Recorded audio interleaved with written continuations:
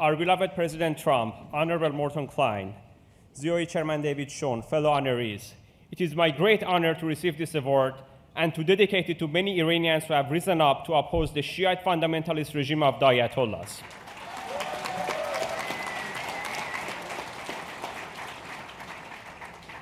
The protests across the streets of Iran and from windows and rooftops all resound to remind us of values cherished across our shared heritage, values of liberty, freedom, and the willingness to defend individual rights. From Moses freeing the Israelites from tyranny and leading them to liberty in Israel, to the stories of many kings in the Torah, we get inspiration to fight for our freedoms and our rights. In more modern time, the ancient tradition of defending freedom continued through the drafting of the Magna Carta and our beloved Declaration of Independence, enshrining inalienable rights that enrich our lives. Similarly, in the Iranian culture and Shahnameh, the Persian Book of Kings, we learn about the importance of individual responsibility and the importance of persevering on the side of right and just. And so do we learn the story of Esther and King Cyrus and his noble defense of freedom and religious liberty. With that background, it is tragic indeed that the Shiite fundamentalist regime, which more than 40 years ago received material support and assistance from the forces of global left, has turned the government of Iran into a bastion of terrorism, instability, and anti-Semitism in the region. This evil regime came to power because of an unholy alliance of left-wing Marxist, pro-Soviet factions, globalist leaders, and others in Iran, political parties, and a portion of the general populace who were fooled by promises of socialist utopia. Thankfully, Iranian peoples are waking up to the nightmare and have summoned the courage to rise against the forces of tyranny. In the future and free Iran, anti-Semitism and terrorism will have no place.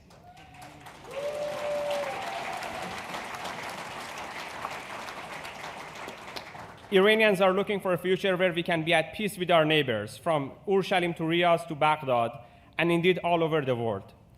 We have the memory of that peace and prosperity under the Pahlavi dynasty. It is no coincidence that people in the streets of Iran chant Reza Shah, Ruhat Shah, and Javid Shah, meaning Reza Shah, God bless your soul, and wishing eternity for our beloved king. Many Iranians dream of returning to that era of peace and growth and prosperity that accompanied it. And also let me say this tonight. Jerusalem has always been Israel's eternal and undivided capital, and anyone who doesn't have hate in their heart recognizes this reality.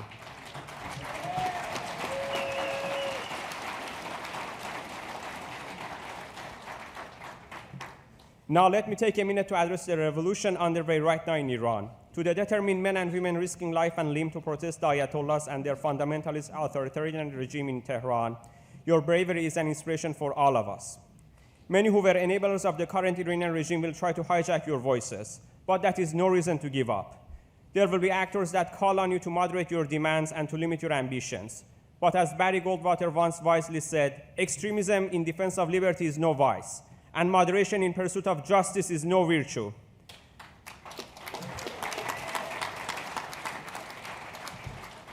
Your slogans beautifully depict your anger and has the charming undertones of who we are fighting. Slogans that start with توپ تانک نفر بر، نه اینوری نه اونوری، سبزی پلو با ماهی، and خمینی دیگره، این یکی از اون یکی چیزکشتره. Meaning the second Ayatollah is as bad the first one, except this one is even a bigger bastard. We are not alone in this fight, and we will fight them together. We will fight them when we battle Hamas fundamentalists, when we fight Hezbollah in Lebanon, and when we fight Houthis in Yemen. I have no doubt that the Middle East will see brighter days when we defeat the evil that the Ayatollahs have created from Shiite fundamentalism. I also use this occasion to thank President Trump for his impeccable judgment when he ordered the killing of nefarious IRGC commander Qasem Soleimani. Thank you, President Trump. Mr. President, if it wasn't for your decisive intervention, Qasem Soleimani would be alive and will be busy killing my brothers and sisters who are protesting the Ayatollahs even as we speak. President Trump, thank you for helping Middle East get rid of Soleimani.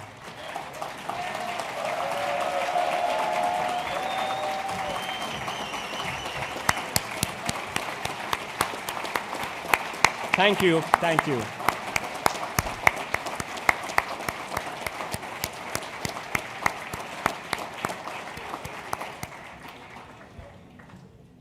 Leader McCarthy, congratulations on your re-election, and thank you for being an ally to President Trump. The GOP is presented with a unique opportunity to fight back and drain the swamp. I hope that high on your agenda is to stop any aspirations that Biden administration has for restarting the disastrous nuclear deal. The money that Obama gave to the Ayatollahs, and Biden has been so eager to start giving to them again, is being used to fund terrorism across the Middle East, from Hamas in Gaza to Lebanon and Yemen. The drone program that the nuclear deal financed is now expanded outside the Middle East and is being used in Ukraine to attack and terrorize civilian targets. We cannot, on one hand, be sending taxpayer dollars to Ukraine, while on the other hand, abet regimes who provide weapons to their attackers.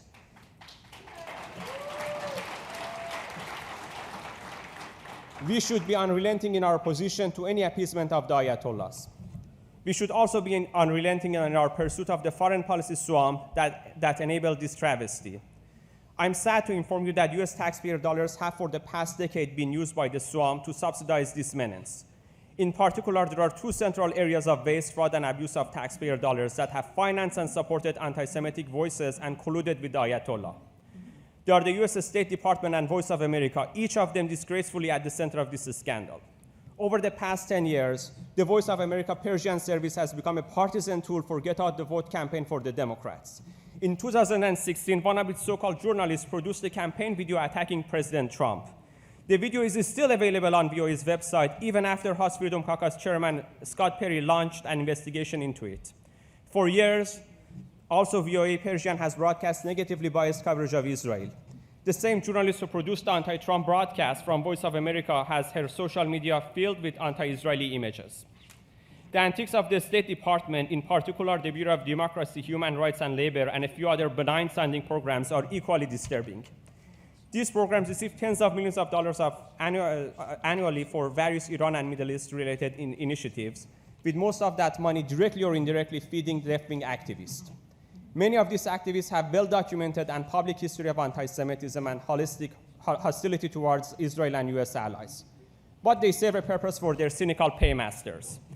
When the Obama-Biden administration needed to create the illusion of support to help them ram through their disastrous nuclear deal, the groups funded through these programs were among the most enthusiastic cheerleaders for the Iran nuclear deal, something that Obama officials gleefully called the echo chamber that they had created.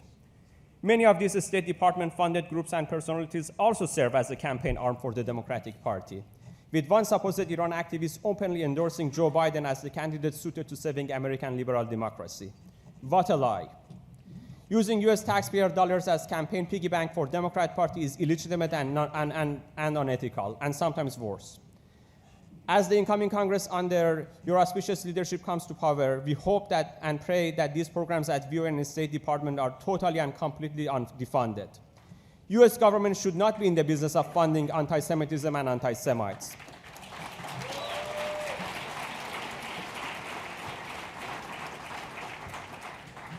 Unfortunately, hostility to the US and to the US allies in the Middle East has found a home in the US Congress and the Democratic Party. Members of this unholy alliance attack America, American values, and American allies in the Middle East, including Israel and the Kingdom of Saudi Arabia. This is epitomized by shameful actions of Senator Chris Murphy of Connecticut. Always a cheerleader for aiding Ayatollahs enabling the nuclear deal, Chris Murphy is ever at the ready to attack US allies in the Middle East. Chris Murphy, who receives funding and donations from groups with close ties to the Iranian government, enthusiastically attacks Israel at every opportunity. In his most recent shameful blackmail, he threatened another US friend and ally, the Kingdom of Saudi Arabia, and blamed them for high gas prices that are actually a direct result of Biden administration's domestic energy policy and its hostility to domestic American oil and gas production. In addition, it was Senator Murphy who led the charge in calling on Biden administration to lift foreign terrorist organization designation that President Trump put in place against IRGC. Murphy took to social media and national television on multiple occasions to make his case heard. Senator Murphy, shame on you. I'm thankful to my dear friend, Congressman Scott Perry, for taking him on and to publicly call Murphy out for these antics. In closing, when there is despair, there is hope as well. Thanks to Abraham Accord, the Middle East, this cradle of civilization, history, and culture, has hope of a brighter future. one where anti-Semitism and anti-Zionism no longer has a place. Thanks to President Trump's efforts, along with Jason Greenblatt, who is a fellow honoree this evening, the process of establishing peace between our allies in Israel, Saudi Arabia, Bahrain, Morocco, and United Arab Emirates is now a reality. This is the beginning of a dawn of a new era in the Middle East, one of genuinely lasting peace and unbound prosperity. And I know my brothers and sisters in Iran, from Azerbaijan to Baluchistan, from Kurdistan to Khorasan, from Khuzestan to Isfahan, and from Tehran to Tombe Bozorg and Kuchak will succeed in their quest for freedom, for prosperity, and for pursuit of happiness. God bless America, God bless Israel, and God bless the freedom-loving people of Iran.